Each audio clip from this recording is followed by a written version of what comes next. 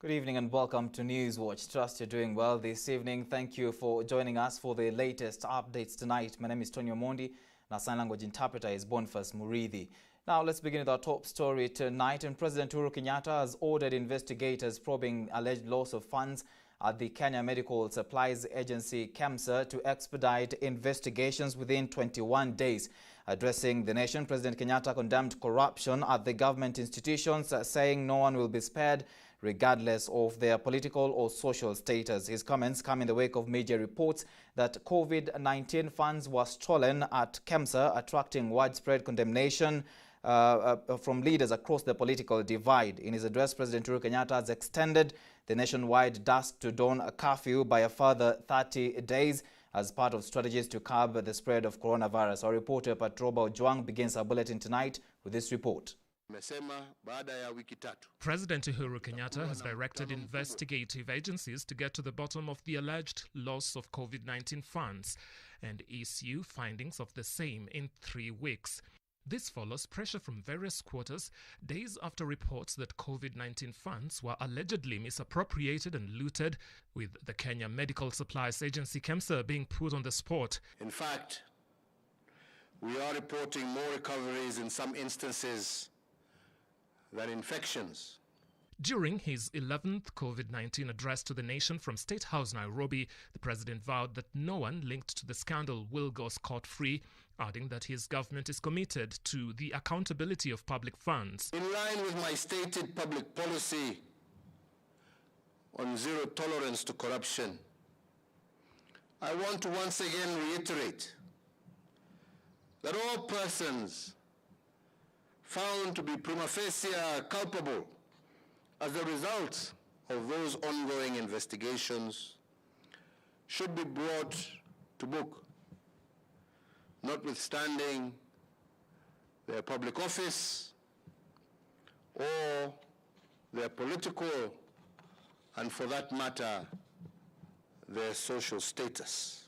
Already, the Ethics and Anti-Corruption Commission, EACC, is investigating the loss of more than 7 billion shillings meant to fight COVID-19 funds in contracts issued by KEMSA, whose Chief Executive Officer, Jonah Manjari, and 3 other senior officials were suspended in respect to containing COVID-19 spread in the country. The closure of bars and nightclubs shall continue for a further 30 days.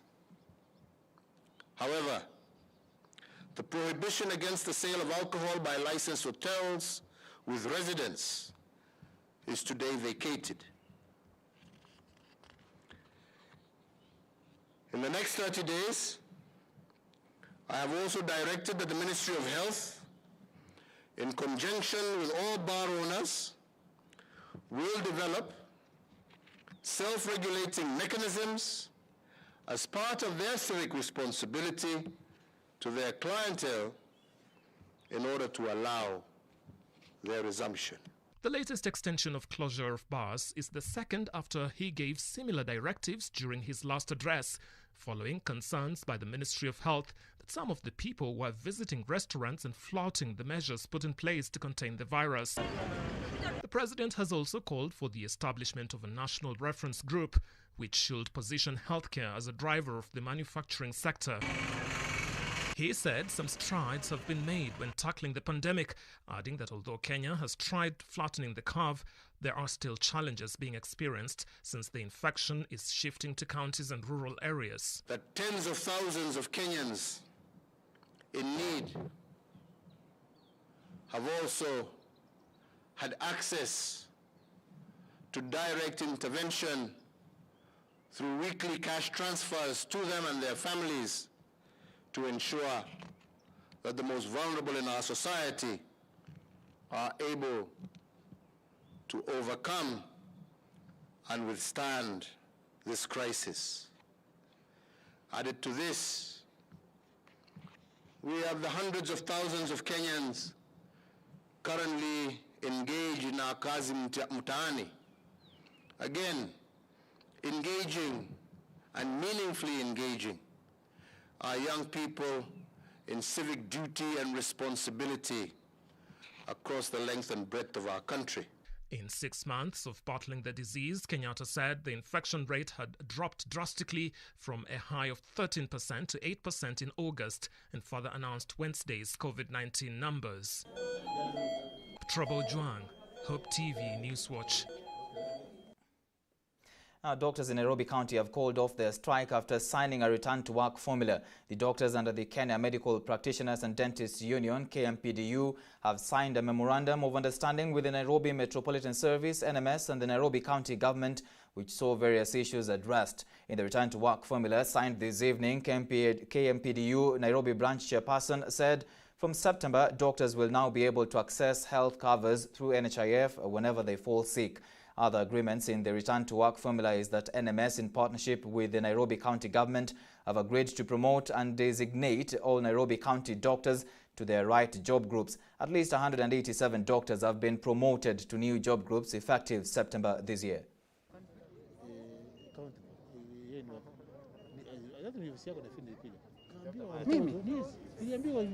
So he said honestly. I can never. My office is known. It's an open policy. It is known. I don't know people. And then you should Honestly, it's for number. unless when you are hearing there will be some warrant.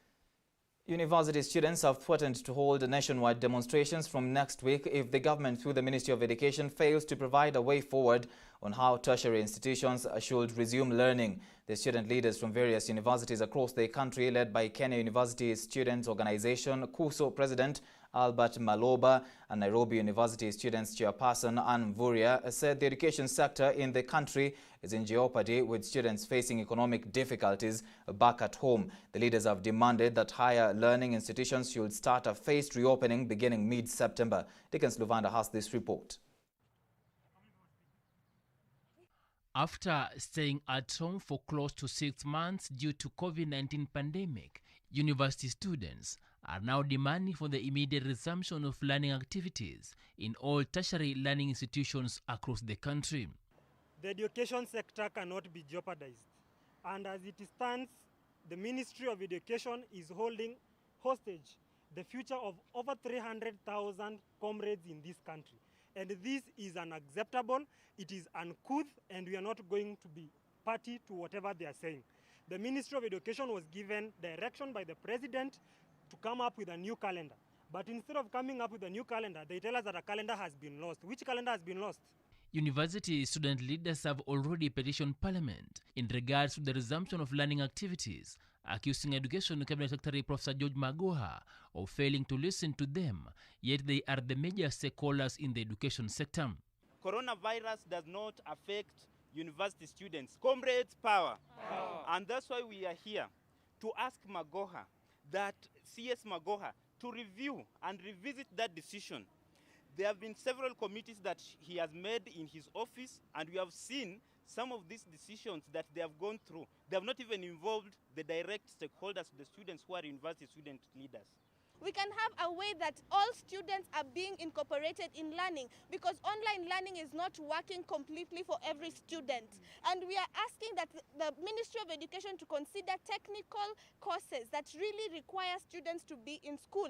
If we students who have qualified to go into a university, to go to a TVET institution, is it that we cannot social distance? No. We can definitely social distance. We have seen that markets are open, markets are not social distancing. We are seeing that bus stations are open, bus stations are not social distancing. What makes the Ministry of Education think that universities should be classified, tertiary and high-level education should be classified the same as primary education? The student leaders addressed the press in Nairobi before petitioning Parliament, where they wondered why tertiary learning institutions have not been allowed to have a phased reopening, given that it is easier for adults to comply with the COVID-19 containment guidelines at a time when markets and international flights have been reopened. Political gatherings are happening, but sports is happening, birthdays are happening, yet university students cannot continue learning, because we university students are the ones who are expected to go and uplift our communities. Our communities are suffering because we do not even know when we will be able to go and buy an unga for our families. Most university students used to have jobs in Nairobi, but they are forced to stay back in the village where they do not have an income and cannot support their families. We are faced by government that prefers international flights to education, that prefers public gatherings to education, that prefers sports to education. We want to remind the government that education is a primary need and sport is a tertiary need. We want to commend the braggadocious and braggart Magoha to lower his hubris. Sit down with the university leadership and open universities. On Tuesday, Education Cabinet Secretary Professor George Magoha accused unscrupulous cartels in his ministry of pushing for reopening of schools even before they meet the required COVID-19 guidelines. The CS maintained that reopening of places of learning will be done when schools have met the specified guidelines, adding that some cartels who are operating from private learning institutions following losses in the face of school closures are the ones trying to intimidate him by pushing for early reopening of schools. The CS has been going around the country inspecting several technical colleges and universities so as to ascertain their level of preparedness, but according to him, 90% of the institutions are not yet ready to resume learning. Magoha visited Rongo University in Migori on Wednesday to assess its level of preparedness, where he said that the planned reopening of educational institutions in January 2021 is not cast on stone and that tertiary institutions might be directed to open much earlier should COVID-19 infection rates go down. As they petitioned the parliament to act on their grievances, university students in the country have threatened to hold a national demonstration starting next week if the Ministry of Education fails to provide a way forward on how tertiary institutions should start learning. Dickens Luvanda, Hope TV News Watch at Parliament Buildings in Nairobi County.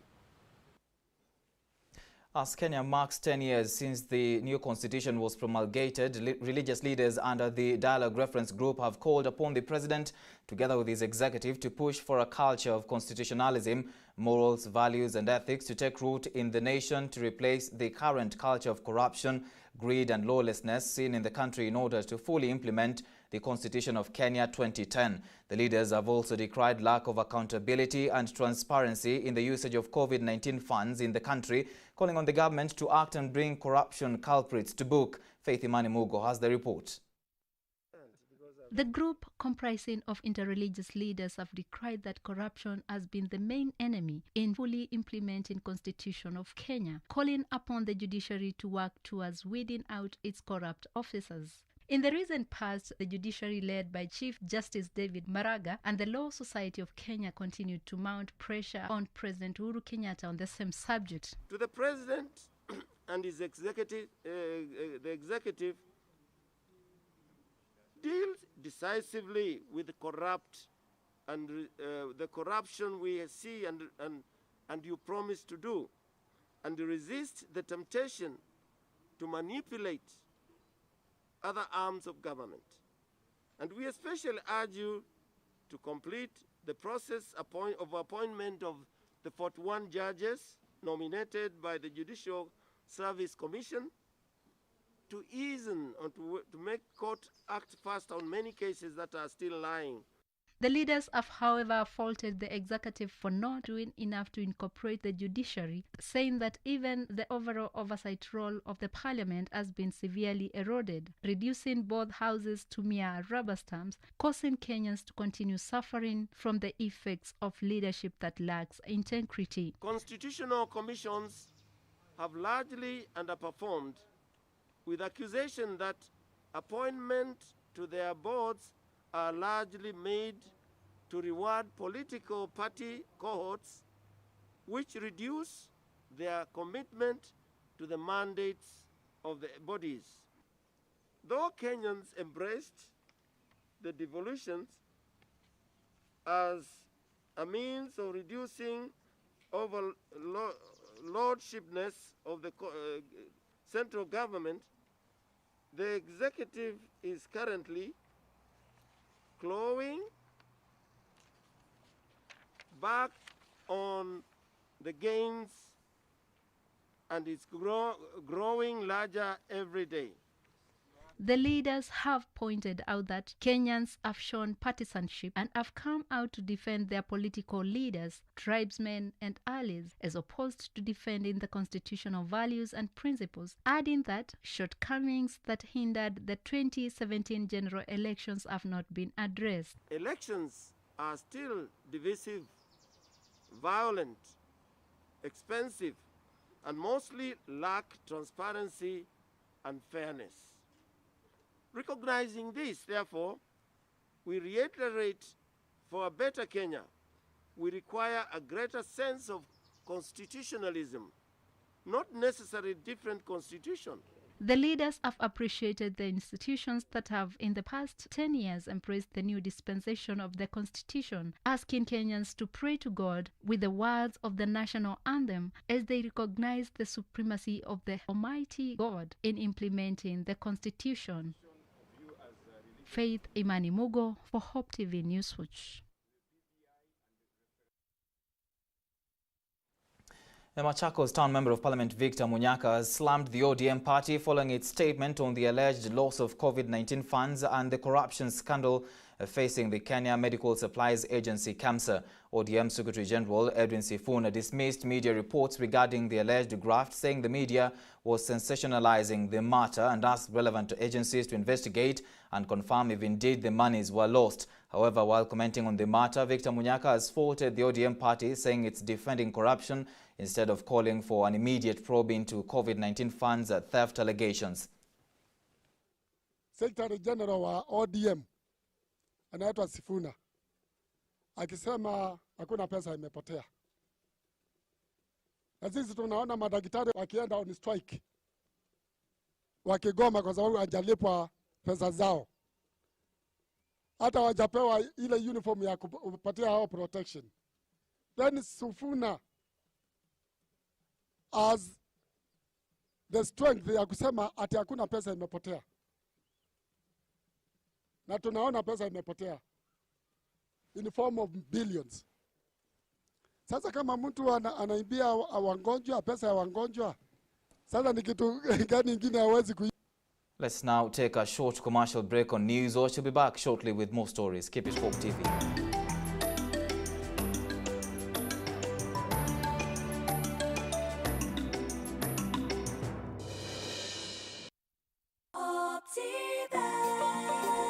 Welcome to Rafiki Gardens along Kangondo Road by HopeTvKenya. This is an ideal and affordable piece of investment that is strategically placed within the Nairobi metropolis. Rafiki Gardens is close to key social amenities like schools, banks, and shopping malls. This project comes with ready title deeds, Maram roads, and a marking fence round the property. Get a plot at only 695,000 Kenya shillings cash price.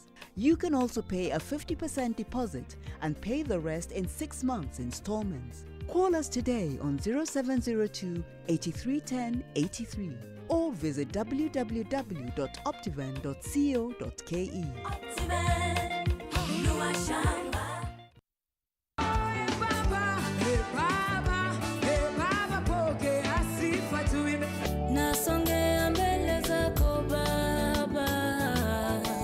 Tunakuletea burudani safi kutoka wanamuziki wa nyimbo za sifa na ibada, mahojiano ya moja kwa moja na mafunzo ya hali ya juu. Dhamira ya mtu ikifa anaweza fanya anything. Because kile kinanitofautisha na mbuzi ni dhamira. There was this time niliambia Mungu, mimi samahani Mungu, lakini naona umenifanya mimi kuwa daraja. Sitaki.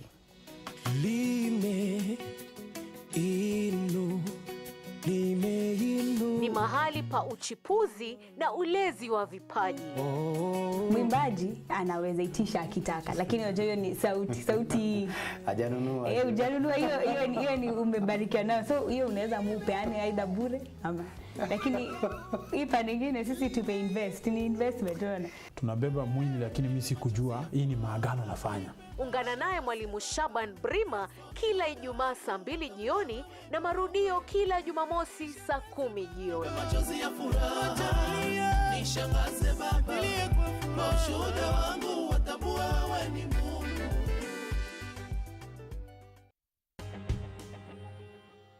God can turn a mess into a message. I have a boy on a wheelchair. Yeah. I'm still preaching on the pulpit. Amen. Niliona mguu ya nyuma inakuja tu kunikanyaga, imenilenga tu kwa tumbo. Nikaitana tu, Jesus. I got tired of working with the x-ray papers, and one day I just woke up and decided to burn them. A test into a testimony. The whole community didn't want to hear that anybody is born again. Excommunicated, straight. Bila Yesu hakuna njia. Join Sharon Naitore Wangenye on Testify. Katika hiyo harakati hiyo spirit ikakemewa, mimi nimeona Yesu Kristo namna hii. Kwa msalaba. Opa. Hallelujah. Hallelujah. Every Thursday at 8 p.m. for a moment to grow your faith some more.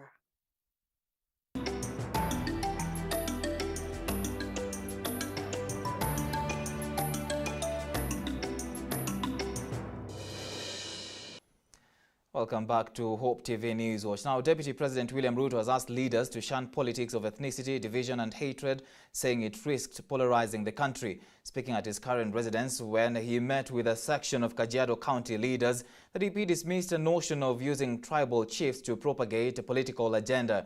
Ruto said he's ready to face his opponents while dismissing the alleged system that is set to take power in the next general election. Mimi naongojea.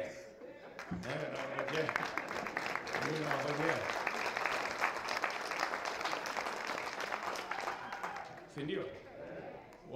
Juzi waliniambia ati wako na kitu inaitwa system na wako na ingine inaitwa deep state. Mimi nikaambia sawa, na mimi niko na wananchi na Mungu, tukutane.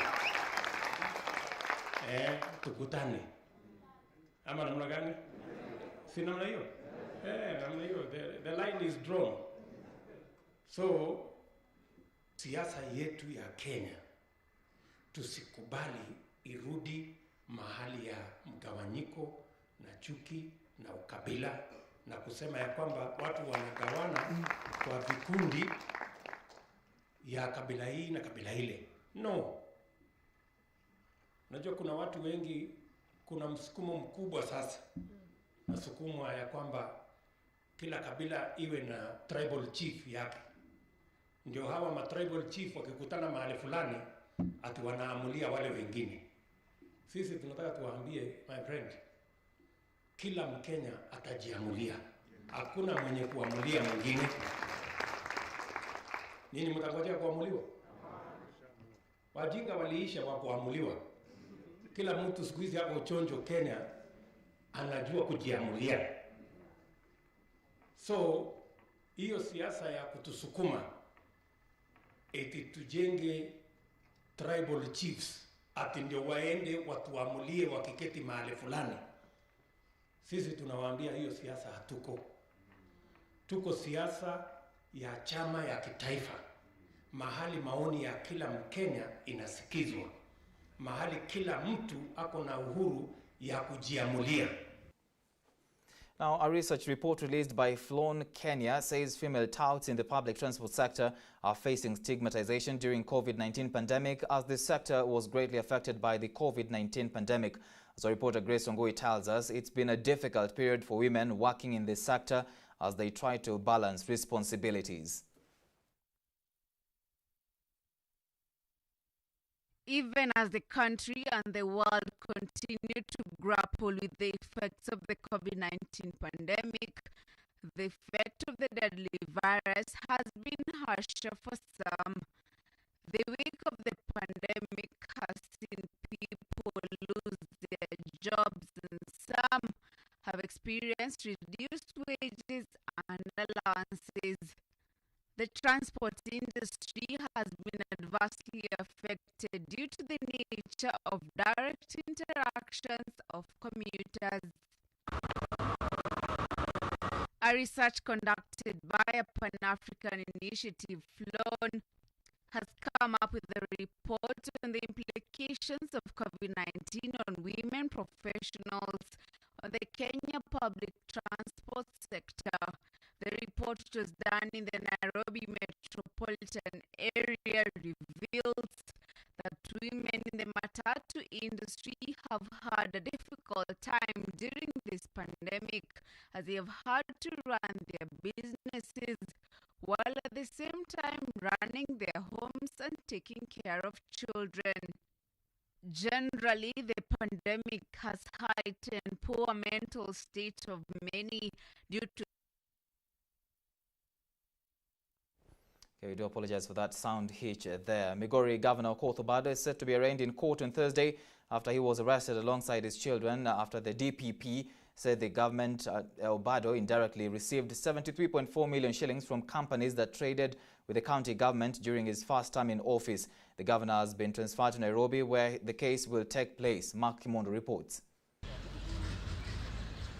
It's now 2 years since Migori Governor Okoth Obado was charged in court with aiding and abetting the brutal murder of Sharon Otieno, a story that elicited mixed reactions in the country. The governor, together with his 3 children and his co-accused, were arrested early on Wednesday over alleged 73 billion graft after a 3-hour grilling by ethics and anti-corruption officers in Kisii County. According to officials, Obado, who is serving his second term in office, and his children presented themselves to detectives at EACC offices in Kisii County just a day after the Director of Public Prosecutions, Nudi Haji, approved charges against them. It is alleged that the governor indirectly received 73.4 million shillings from companies that traded with the county government during his first term in office. The governor is purported to have used his children to receive multiple payments from companies trading with Migori County from the year 2013 to the year 2017. A statement by Director of Public Prosecutor Nudi Haji says, and I quote, that 4.5 million shillings was used to purchase a house in Loresho Ridge, whose beneficial owner is Evelyn Adhiambo Zakari, the governor's daughter. According to the Director of Public Prosecutor Nudin Haji, the 3 children, who include Achola Dan Okoth, Susan Scarlett Okoth and Jerry Zakari Okoth, separately received 34.5 million shillings from Obado's companies, with his 3 brothers, who include Jared Peter Kwaga, Patrobo Chanda and Jorani Opala, acting as proxies in some farms the county boss owned. Some county officials and more than 15 businessmen and women who won lucrative tenders through corruption at the county are also being hunted. According to DPP Nudin Haji, some of the companies involved in the graft include MySoft Company Limited, Touchdog Printers, Atena Services, Donkey Press, among others.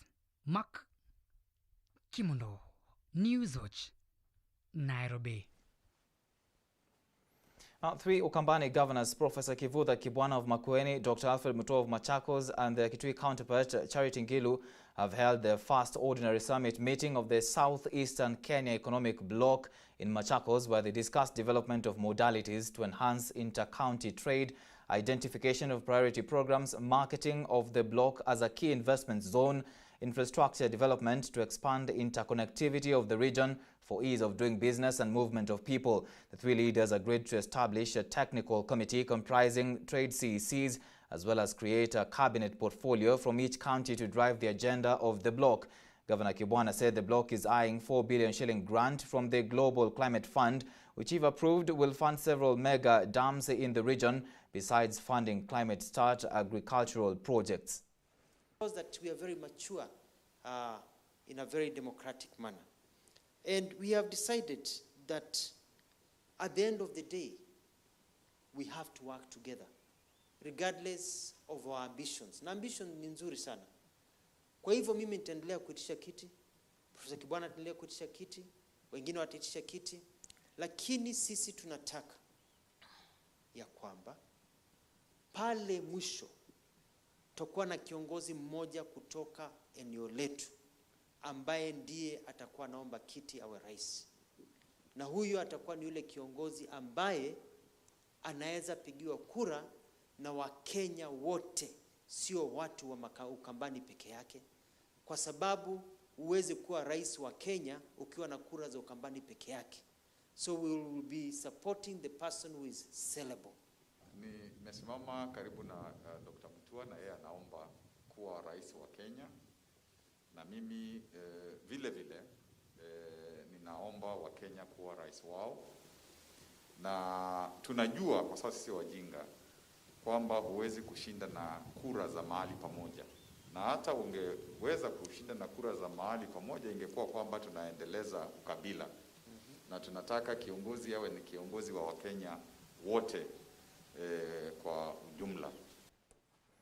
And to Siaya County now, business came to a standstill at Sikalame Trading Center in Ugunja sub-county when irate villagers took to the streets to protest against alleged misappropriation of funds meant for water projects in the area. The villagers, who trekked for 10 kilometers from the Busia-Kisumu Road junction to Sikalame, accused Siaya County government officials and the office of the Sidindi ward member of the county assembly of colluding with contractors to waste public funds after filing fake reports of completion of projects.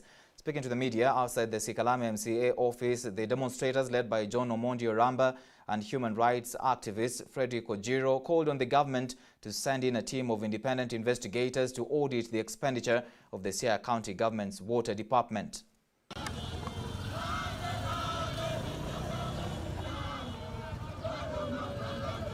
Why is it that in every ward of this county, voters are complaining of money being squandered? Widespread misappropriations, deviating from the BQ. Mr. Governor, are you part of this deal? Are you a conduit, or these are your associates or relatives?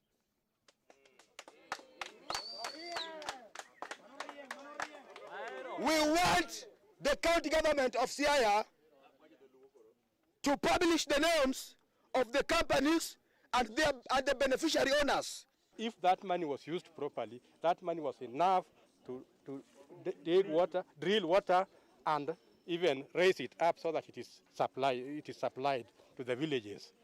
We are shocked that we are told that that money has already been spent, and only a few pipes have been laid from Kakoth to Gulu, which is about 380 meters.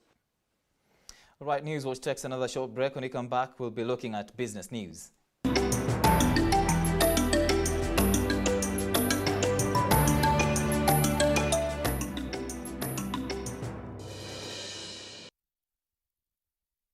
Hope TV is where you look and live, offering some of the best family entertainment programs with Christian movies, in-depth discussions, contemporary Christian worship, and testimony programs. Hope TV provides the life-transforming message of Jesus Christ. We deliver inspirational, informational, and motivational programming with special guests and unmatched teaching. When it comes to watching television, tune in to Hope TV, where you look and live.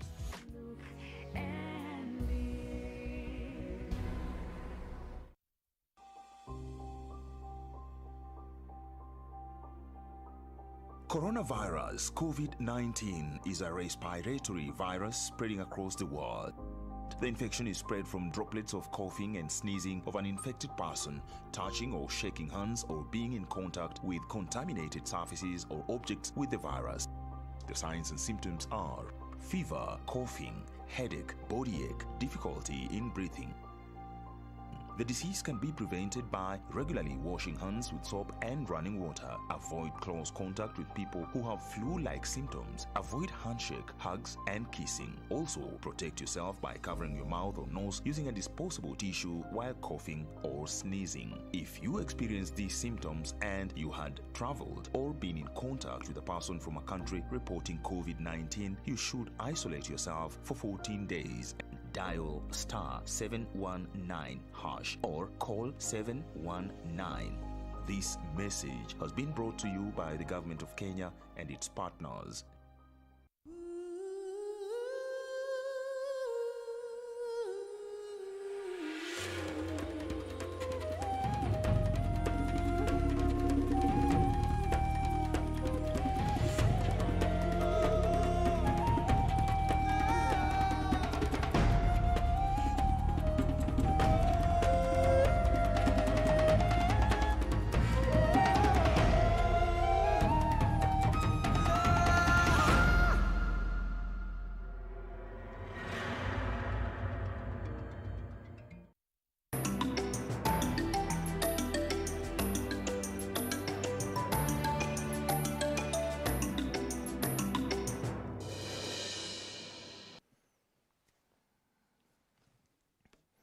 Welcome back to the broadcast. The Kenyan economy has shown resilience during the COVID-19 pandemic, growing by 4.6% compared to 5.5% last year. President Uhuru Kenyatta, while addressing the nation, noted that inflation rate in the country is lower today at 4.4% compared to 6.3% during the same period last year.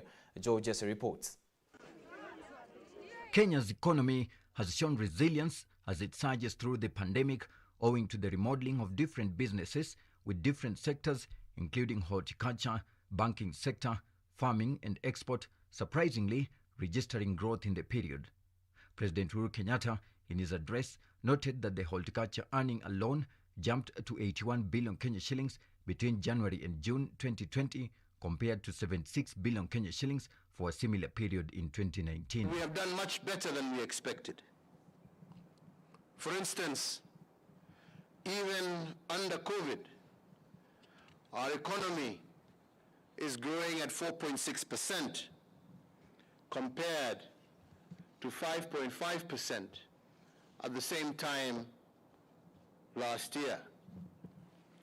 When we look at our inflation numbers, they are lower today, standing at 4.4% compared to 6.3% during the same period last year. With the coronavirus creating an unlikely opportunity for versatile businesses that have diversified their operations, President Uhuru Kenyatta has shown optimism that the country is on a path of recovery, though the general growth of the economy dipped from 5.5% last year to 4.6% this year. The president also noted that 100% tax relief for low-income earning persons, a reduction in the top pay-as-you-earn payee rate, and other changes such as the cash transfers, credit relief, lower VAT, and a corporate tax cut have increased the cash flow in Kenyans' pocket, cushioning the country against the economic effect of COVID-19. Those tax cuts have put a total of 47.8 billion shillings in the pockets of Kenyans. This, added to the additional 14 billion shillings of VAT refunds that I directed in the same month of March. We have in addition ensured that tens of thousands of Kenyans in need have also had access to direct intervention through weekly cash transfers to them and their families to ensure that the most vulnerable in our society are able to overcome and withstand this crisis.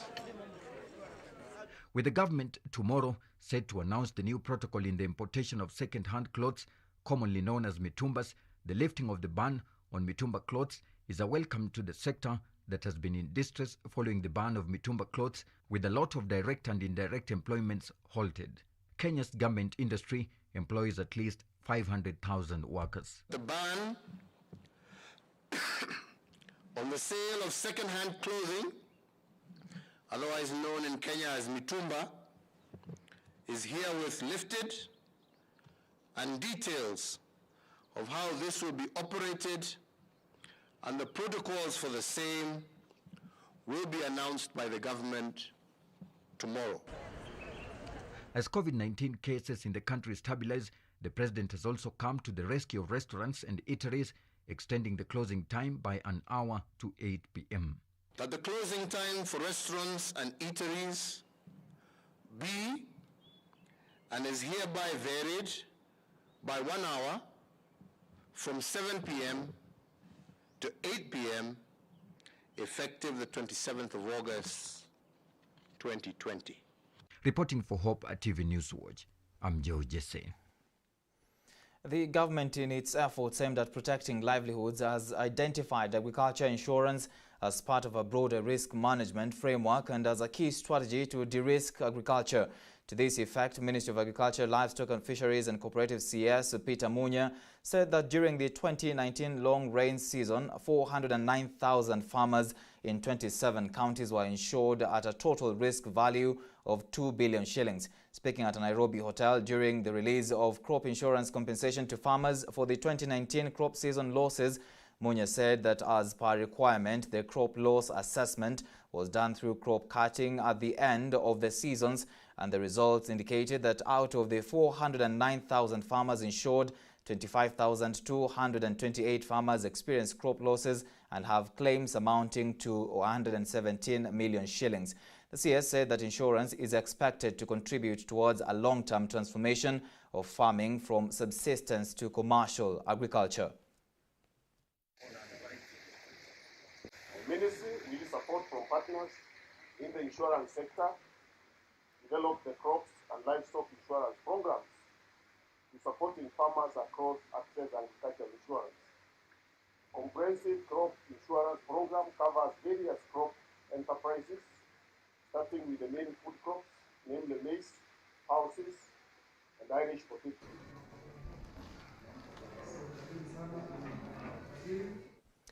And Kenya has been positioned as a safe and preferred destination after being the first country globally to be awarded the recommended status of the Safer Tourism seal by Rebuilding Travel. The award was presented to Cabinet Secretary for Tourism and Wildlife Najib Balala in a virtual event that was attended by global tourism leaders. Speaking after receiving the recognition, CS Balala said that the award is testimony to Kenya's continued efforts to ensure travelers' safety following the global COVID-19 pandemic. The Safer Travel Seal, which is a recognizable symbol throughout the world, will be crucial in building travelers' confidence in the destination as international travel resumes and hospitality outlets reopen. I must say I'm thrilled to be receiving such an important award, the Resilient Travel Seal Award. On behalf of my country and the people of Kenya, and on my personal behalf, I want to say we are very grateful for this recognition that Kenya has received today. But I know all over the country people have put efforts and they deserve also to be on the same level. I can tell you it's not been easy, not only for us in Kenya, but every sector in the world has suffered because of this pandemic. I want to say that we have to be optimistic. We have to be positive. We have to think out of the box or throw the box and think differently because there's a new normal. All right, we've come to the end of this live broadcast of Newswatch tonight. Thank you so much for keeping us company this far. I'll see you again tomorrow, same time. My name is Tonny Omondi and our sign language interpreter has been Boniface Muridhi. Have a good night and God bless.